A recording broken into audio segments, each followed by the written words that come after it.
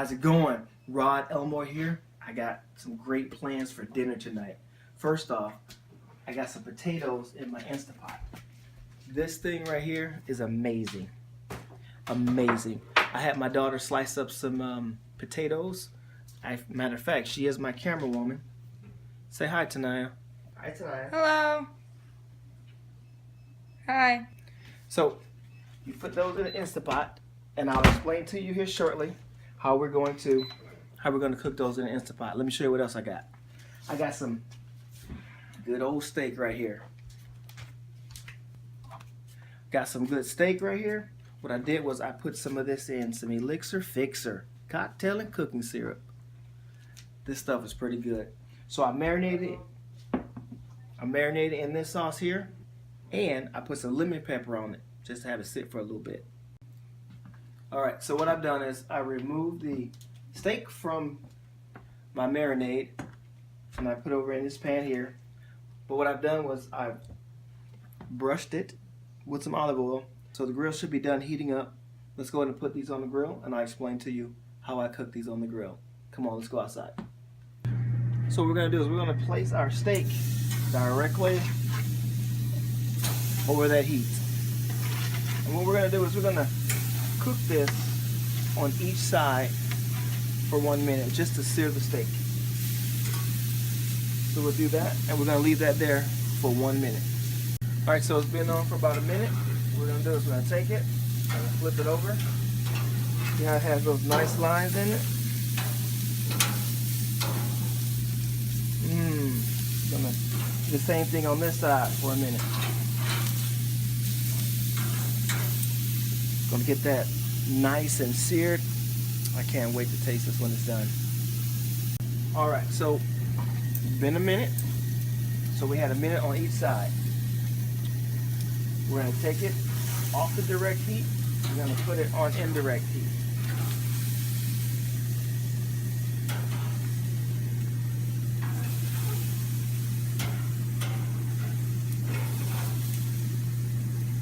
Look at that. So now that we're going to take it off the direct heat, like I just said, we're going to put it up here. We're going to let it sit there for about 7 minutes. Okay, 7 minutes or 8 minutes. Okay, so now that we're back inside, we're going to look at what we're going to do with these potatoes in our lovely Instapot. I love this thing, by the way. Got 2 of them because I love it that much.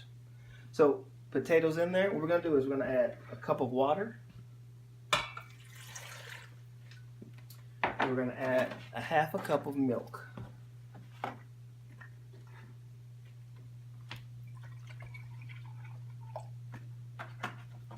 So I'm pretty sure there are plenty of ways of cooking mashed potatoes in the Instapot, but this is the way I do it. So I add that in there. You can use any kind of seasoning to your liking, whether it's salt, pepper, I don't know, paprika, whatever you enjoy using. But I enjoy good old Johnny's seasoned salt. Throw a little bit of that in there. And it's okay if you don't cook with salt. Many people don't cook with salt because of the people that you're feeding, you know, may have a sensitivity or, you know, can't consume a lot of sodium. So if you don't cook with salt, perfectly okay. But I also like to add minced garlic. Depending on how much you like garlic, is how much you add. So add about a teaspoon of garlic. Very simple.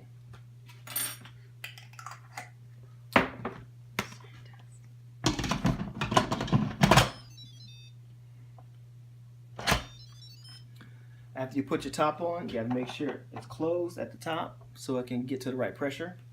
You want to hit manual and bring it down to, you can do anywhere between 8 and 10 minutes. I'm going to go ahead and leave it set at 10 minutes. Once you have it set right there, make sure your pressure is on high pressure. So now it's on. Now it's just a waiting game for it to build up pressure. And we'll show you what the potatoes look like after 10 minutes. Then we're going to mash them up. That's where the fun and magic happens. Alright, so we're going to check our temperature to see where we're at. We should be close to it, if not there. So we're looking at 155. 155. Excellent. So now it's time to pull them off the grill. But before I do that, I want you to see how much juice it has retained when you take it off that direct heat. So we're gonna take these off. And we're gonna let these cool. And you gotta remember, when you take your meat off the grill, you can't just tear into it as soon as it comes off the grill. You have to give your meat the opportunity to rest and come down temperature before you cut into it. So we're gonna let our meat rest, and then we're gonna work on our potatoes once they're done. All right, let's go. All right, so our potatoes are done in the Instant Pot. What we're gonna do is we're gonna release that pressure.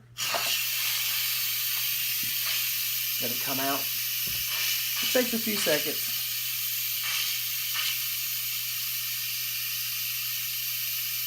While you're waiting for that to release the pressure, you want to make sure you have a nice mixer. And you also want to have some butter handy, and we're going to add milk a little bit later.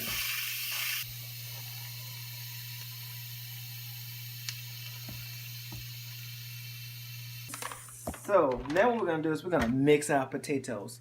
And now I'm going to let my lovely daughter mix them because she's so good at mixing. Alright, so I'm gonna stick it in there, put it in there, and turn it on. Hold the bowl.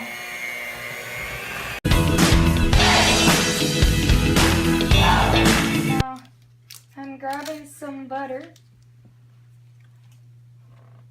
Nice. And putting it in there. And I'm going to turn it back on and start mixing again. I really wish you could smell how good this smells. Did I say that right? I wish you could smell the goodness right now from these potatoes. Once the butter is all mixed thoroughly with the potatoes, get a spoon and taste it. Taste it.